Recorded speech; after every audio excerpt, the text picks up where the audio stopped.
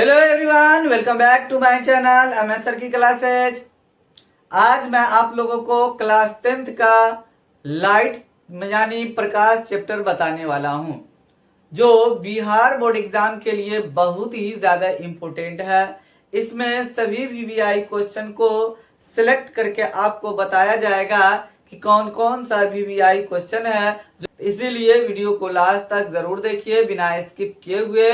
चलिए तो वीडियो को शुरू करते हैं। सबसे पहले पूछा जाता है क्वेश्चन कि प्रकाश क्या है। यह प्रकाश के बारे में आप क्या समझते हैं, यह प्रकाश किसे कहते हैं। अगर इस टाइप से आपको क्वेश्चन पूछा जाएगा तो आप क्या कीजिए, प्रकाश के बारे में कुछ पॉइंट हाईलाइटेड करके आप लिख सकते हैं, पॉइंट बाय पॉइंट करके आप लिख सकते हैं। मैं आपको लिख करके यहाँ बताने वाला हूँ कि आप किस तरीके से वहां पे लिख सकते हैं।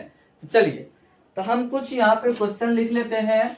प्रकाश क्या है, व्हाट इज लाइट। यहाँ पे प्रकाश क्या है, व्हाट इज लाइट। लाइट पे लिखे हैं हम प्रकाश क्या है, या आपको ऐसे भी बोला जा सकता है कि प्रकाश किसे कहते हैं या प्रकाश से आप क्या समझते हैं। तो इसमें कुछ पॉइंट हाईलाइटेड किए हैं, इसको आप लिख दीजिएगा इस तरीके से पॉइंट बना के, बहुत ज्यादा इंपोर्टेंट हो जाएगा ये इसका उत्तर।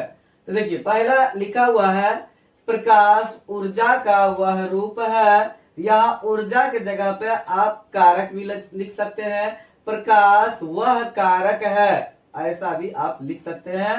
तो हम ये लिखे हैं प्रकाश ऊर्जा का वह रूप है जिसकी सहायता से हम किसी वस्तु को देख सकते हैं। दूसरा है पॉइंट है निर्वात में। निर्वात के मतलब हुआ जहां खाली होगा, वायु नहीं होगा, वहां निर्वात बोलते हैं उसको। निर्वात मतलब खाली जगह को बोलते हैं, वैक्यूम इंग्लिश में बोलते हैं। निर्वात में प्रकाश की चाल 3 × 10⁸ मीटर प्रति सेकेंड होता है। इसका ये हुआ, या 3 × 10⁵ किमी प्रति सेकेंड होता है। मतलब एक सेकेंड में इतना किलोमीटर प्रकाश दूरी तय कर लेता है जहां पे वायु नहीं रहता है। यहाँ पे प्रकाश हमेशा सीधी या उसको सरल बोलते हैं, सीधी या सरल रेखा में गमन करती है, टेढ़ी मेढ़ी रेखा में गमन नहीं करती है, ये ध्यान रखना है आपको। प्रकाश एक विद्युत चुंबकीय तरंग है। प्रकाश अपारदर्शी वस्तुओं की छाया बनाती है। मतलब अपारदर्शी वस्तु अगर हम रख देंगे तो उस क्या होगा, इसके अपोजिट में मतलब लाइट के सामने में रखेंगे तो इस साइड से क्या हो जाएगा, छाया बनाएगा अपारदर्शी वस्तुओं पर। तो ये था प्रकाश का कुछ इंपोर्टेंट पॉइंट था जो आपको हमने बताया, यही पॉइंट हाईलाइट करके आप लिख दीजिएगा। अगला वीवीआई क्वेश्चन है जो प्रीवियस एग्जाम में कई बार पूछा जा चुका है। प्रकाश का परावर्तन से आप क्या समझते हैं और इसके कितने नियम हैं, सचित्र वर्णन करें। तो देखिए अब इस तरीके से अगर क्वेश्चन पूछा जाएगा तो लिखेंगे इसका उत्तर में, जब प्रकाश की किरणें किसी चमकीली सतह पर आपतित होने के बाद पुनः उसी माध्यम में लौट जाने की घटना को प्रकाश का परावर्तन कहते हैं। इस तरीके से हम लिखेंगे और उसके बाद लिखेंगे प्रकाश के परावर्तन के 2 नियम है। पहला, आपतन कोण परावर्तन कोण के बराबर होता है, आपतन कोण परावर्तन कोण के बराबर होता है। और दूसरा है आपतित किरण परावर्तित किरण तथा आपतन बिंदु पर खींचा गया अभिलंब तीनों एक ही समतल में होता है। इस तरीके से हम लिखेंगे। तो आपको चित्र बना के दिखाते हैं कि किस तरीके से इसका हम चित्र बनाएंगे प्रकाश के परावर्तन का। एक स्केल ले लेंगे, स्केल आप लोग पेंसिल यूज कीजिएगा, हम मार्कर यूज कर रहे हैं फिलहाल। इस तरीके से चलिए तो उसके बाद हम क्या करेंगे, इस पे हम क्या करेंगे, ये जो लाइन खींचे हैं तो इसको हम मिरर बनाएंगे, समतल दर्पण बनाएंगे। इस तरीके से हम नीचे में कर रहे हैं, मतलब कलाई कर रहे हैं, रंग रहे हैं, पेंट कर रहे हैं। इस तरीके से आप भी कीजिएगा, क्योंकि जब तक ये सब बात जो है ना अभी प्लेन मिरर में हो रहा है, समतल दर्पण में हो रहा है, फिलहाल बना रहे हैं समतल दर्पण में। चलिए ये हो गया, इसको हम लिखेंगे समतल दर्पण, समतल दर्पण। ये हो गया समतल दर्पण, इसको इंग्लिश में बोलते हैं PLANE plane, MIRROR mirror, plane mirror बोलते हैं। अब इसमें हम क्या करते हैं, अभिलंब डालते हैं, यहाँ पे एक मतलब परपेंडिकुलर लाइन डालेंगे, इस तरीके से हम क्या हो जाएगा, ये इसको हम नॉर्मल बोलेंगे इंग्लिश में, ये हो जाएगा हिंदी में, ये क्या हो गया, अभिलंब हो गया, अभिलंब, अभिलंब हो गया। यहाँ पे नॉर्मल इंग्लिश में इसको बोलते हैं NORMAL, नॉर्मल। यही मैथमेटिक्स में चला जाएगा तो परपेंडिकुलर नाम हो जाएगा। ये जो लंब जिस जहां पे ये कटा, इस मिरर को जिस बिंदु पे काट रहा है, तो इसको हम लिखेंगे आपतन बिंदु, लिखेंगे आपतन बिंदु, आपतन बिंदु, इसको हम लिखेंगे point of incidence, INCIDENCE, point of incident, यही मेरा आपतन बिंदु है यहाँ पे। अब उसके बाद क्या होगा, आपतित किरण लेंगे तो जो क्या होगा, आपतन बिंदु से होकर के गुजरेगा। इस तरीके से हम क्या करेंगे, स्केल रखेंगे और यहाँ से आपतन बिंदु से इधर एक लाइन खींच देंगे।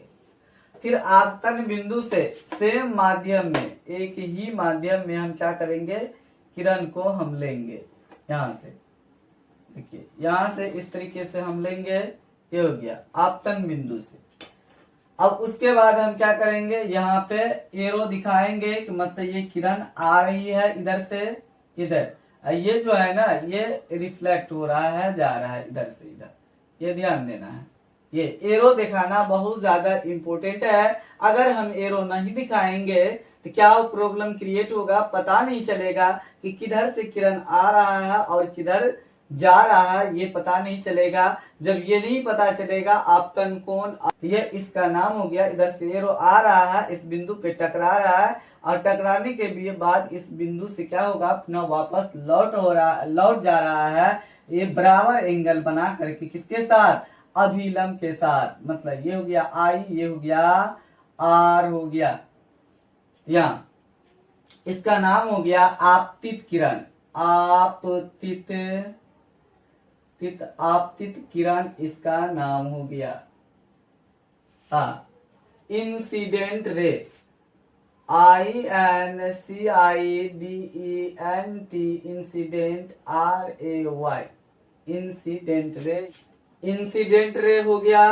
अब ये हो जाएगा आपतित किरण, आने वाली किरण को आपतित किरण, परावर्तित किरण, जो किरण लौट जाते हैं उसी को हम परावर्तित किरण बोलते हैं। तो यहाँ पे ये हो गया परावर्तित किरण, परावर्तित किरण, इसको हम लिखेंगे परावर्तित किरण। यह हो जाएगा परावर्तित, reflected ray, reflected REFLECTED, reflected RAY, reflected ray, इसको इंग्लिश में हम बोलते हैं। यहाँ एंगल ऑफ क्या हो जाएगा, इंसिडेंस, मतलब आपतन कोण को हम लिखेंगे आपतन कोण, आपतन कोण को इंग्लिश में लिखेंगे angle of ANGLE, angle of INCIDENCE, angle of incidence. और ये जो है ना परावर्तन कोण को हम लिखेंगे परावर्तन कोण, परावर्तन कोण को हम लिखेंगे angle of ANGLE, angle of reflection, REFLECTION, reflection लिखेंगे हम। ये इस तरीके से मेरा क्या हुआ, चित्र बन गया। तो आपतन कोण यहाँ किसको बोलेंगे, आपतित किरण और अभिलंब के बीच बने कोण को आपतन कोण बोलते हैं। आपतन कोण बहुत सिंपल है, ये इसका डिफिनेशन लिखना। आपतित किरण, देखो ये आने वाली किरण, ये आपतित किरण और अभिलंब के बीच जो ये कोण बना है उसको हम आपतन कोण बोलेंगे। और देखिए ये परावर्तित हो रहा है किरण, तो परावर्तित किरण और अभिलंब के बीच बने कोण को परावर्तन कोण कहते हैं। इसीलिए हम इसके दो नियम लिखे थे, आपतन कोण बराबर परावर्तन कोण, कोण आई बराबर कोण आर हो जाएगा, दोनों एंगल क्या होगा, बराबर हो जाएगा, हमेशा ध्यान में रखना है। इधर से ये किरण आया, जितना एंगल यहाँ पे बनाया, कोण जितना डिग्री का बनाएगा उतना ही डिग्री का अभिलंब के साथ बना करके वापस निकल जाएगा। तो इसीलिए कोण आई बराबर कोण आर। और देखिए तो यहाँ फिगर में दूसरा नियम, पहला नियम तो हो गया आपतन कोण परावर्तन कोण के बराबर होता है, और दूसरा नियम था आपतित किरण, मतलब आपतित किरण और परावर्तित किरण और आपतन बिंदु पे खींचा गया अभिलंब तीनों एक ही समतल में, मतलब एक ही बिंदु पे मिलती है, इस तरीके से लिखा है। याद देखिए ये हो गया, दो रूल हो गया, इस तरीके से आप क्या चित्र बना सकते हैं। ये हो गया इसका पूरा। प्रकाश का अपरावर्तन से आप क्या समझते हैं, इसके कितने नियम है, सचित्र वर्णन करें। इस तरीके से हम चित्र बना देंगे, किसका क्या नाम है वो लिख देंगे। बहुत सिंपल है, इजी से एक दो बार प्रैक्टिस करेंगे तो हो जाएगा। क्वेश्चन आपको बताया जाएगा कि जो बोर्ड एग्जाम में 100% आपसे वो पूछ लिया जाएगा, मतलब पॉइंट टू पॉइंट आपको बता दिया जाएगा कि मतलब कि ये क्वेश्चन आपको पढ़ना है, उसी में से क्वेश्चन आएगा, अदरवाइज दूसरा क्वेश्चन को नहीं पढ़ना है। इसीलिए वीवीआई क्वेश्चन ही आपको बताया जा रहा है। चलिए तो आपसे ये भी पूछा जाएगा कि दर्पण कितने प्रकार के होते हैं। यहाँ हम लिख लेते हैं, ये पूछेगा कि दर्पण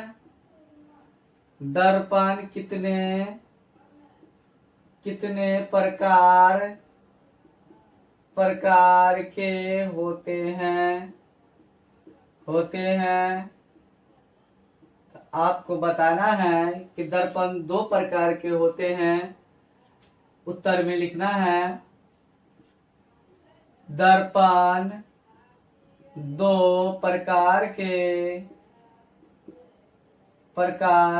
होते हैं।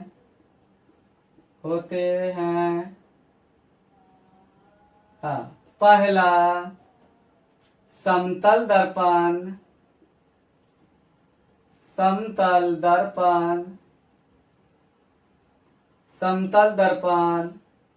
इसको इंग्लिश में बोलते हैं plane mirror, PLANE plane, MIRROR plane mirror. Objective में बहुत बार पूछा गया है कि दर्पण कितने प्रकार के होते हैं और कौन कौन है, तो हमेशा ध्यान रखना है। दर्पण 2 प्रकार के होगा, समतल दर्पण और दूसरा होगा गोलीय दर्पण, ये दोनों होगा। दर्पण उत्तल अवतल अभी नहीं बोलना है। जब पूछेगा दर्पण कितने प्रकार के होते हैं, कौन कौन नाम पूछा जाएगा, तो समतल दर्पण और गोलीय दर्पण हमेशा बोलना है। एस्फेरिकल, SPHERICAL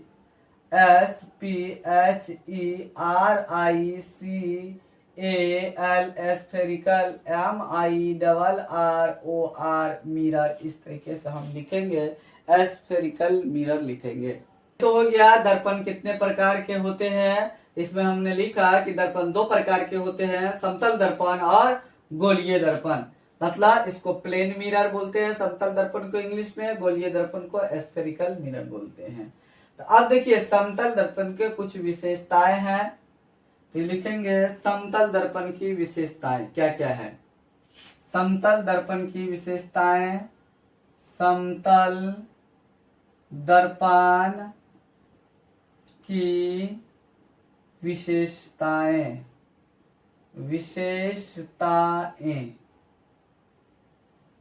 देखिए इसमें समतल दर्पण के विशेषताएं लिखे हैं, हमेशा ध्यान रखना है। समतल दर्पण आप लोगों के घर में जरूर होगा समतल दर्पण, जिसमें आप अपना डेली फेस चेहरा देखते हैं। ये समतल दर्पण की विशेषता को जान लेते हैं कि समतल दर्पण में क्या विशेषताएं हैं। देखिए समतल दर्पण में हमेशा वस्तु के साइज का ही प्रतिबिंब बनता है। अगर वस्तु की ऊंचाई 5 सेंटीमीटर है तो प्रतिबिंब की ऊंचाई भी 5 सेंटीमीटर होगा, मतलब बराबर साइज का बनेगा। वस्तु को बिंब के नाम से भी ही जानते हैं, ये ध्यान रखना है। और समतल दर्पण में हमेशा काल्पनिक या आभासी, काल्पनिक का दूसरा नाम आभासी है, इस तरीके के प्रतिबिंब बनता है। समतल दर्पण में हमेशा आभासी प्रतिबिंब बनता है और आभासी प्रतिबिंब हमेशा सीधा होता है, कभी उल्टा नहीं होगा। और वस्तु की दूरी जितना दर्पण से वस्तु की दूरी जितना सेंटीमीटर रहेगा उतना ही दूरी अंदर हमको दिखाई देगा। दर्पण के अंदर हमको सेम बराबर दूरी पे वो वस्तु रखा हुआ दिखाई देगा।